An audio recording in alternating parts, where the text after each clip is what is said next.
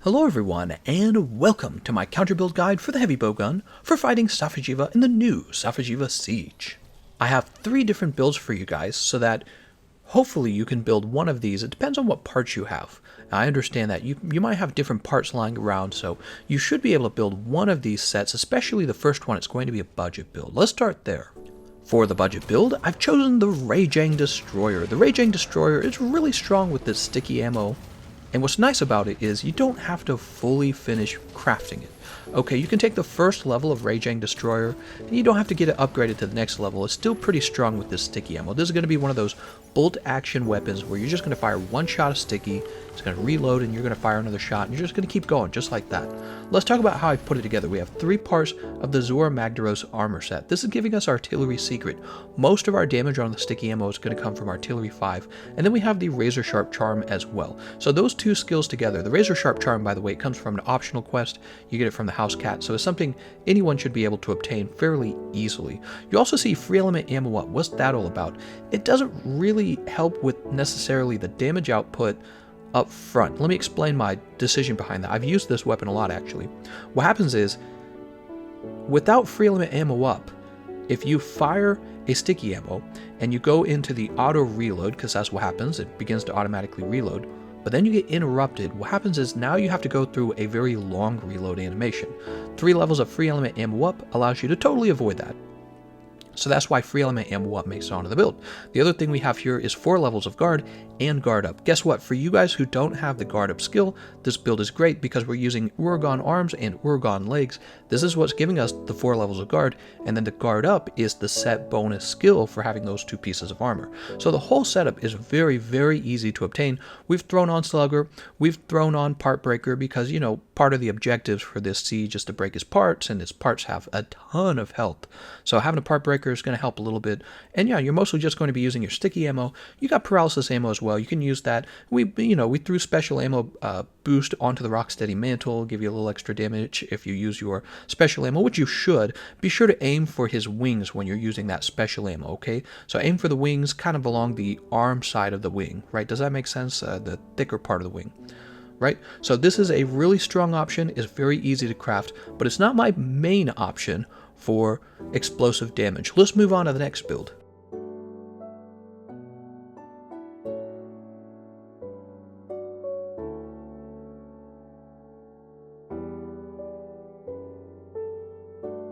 Alright, so my favorite explosive damage heavy bowgun right now continues to be the Magda Vulcan. That's because with true spare shot, if you really want to pump the damage out, you're going to use your cluster bombs 3. Now I've played with people online and multiplayer.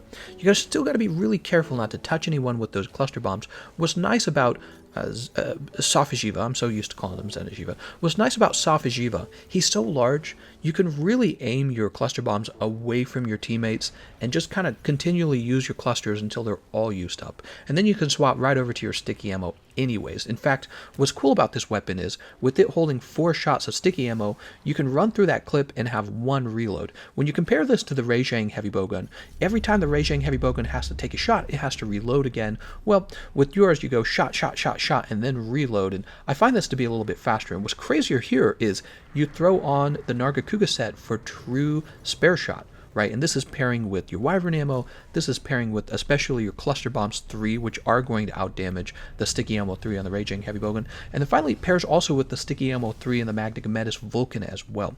I find that this is a very powerful explosive damage heavy bowgun. It's my go-to heavy bowgun for explosive damage. Not only does it do all of that with the you can't really do the Cluster Bombs quite as well with the Rajang. Well, not only does it do all of that, but you're going to be getting both paralysis and sleep ammo, and I think that that's a big advantage as well. So one thing you're going to be wanting to do with this heavy bowgun is when you reach level 3 of the siege, and Safi'Jiiva is becoming really irate, he's really dangerous now, start using your paralysis, start using your sleep ammo, and give your team a little bit of crowd control on him. You can also save all of your KOs for the last stage as well. Did you know that? Shoot him in the chest, shoot him in the arm, shoot him in the tail, and then in stage 3, that's when you start shooting him in the head with the sticky ammo, and you get as many KOs as you can in a row. See, so you can save all your crowd controls for stage 3. That's what I recommend doing. The build here you can see is pretty straightforward. We have the Nergi armor set. You got to have 3 pieces of that armor set. It's not the most efficient armor set, but again, it's giving us true spare shot. True spare shot basically procs more often than regular spare shot, and so we only have artillery 3, but because of true spare shot, we're able to have more shots of the cluster ammo 3, and I find that that's really important for sustained damage output. This is true for the sticky ammo as well. So you're going to fire an extra sticky ammo or 2 with this heavy bowgun rather than what you would have gotten with the Rajang heavy bowgun.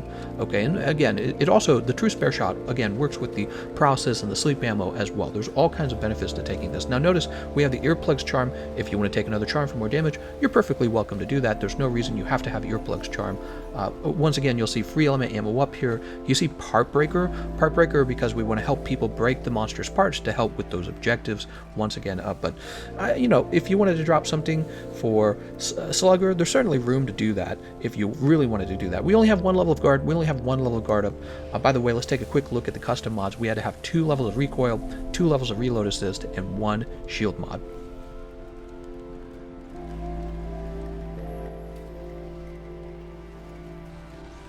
Finally, for the third build, I have an alternative damage setup using Normal Amoo 3.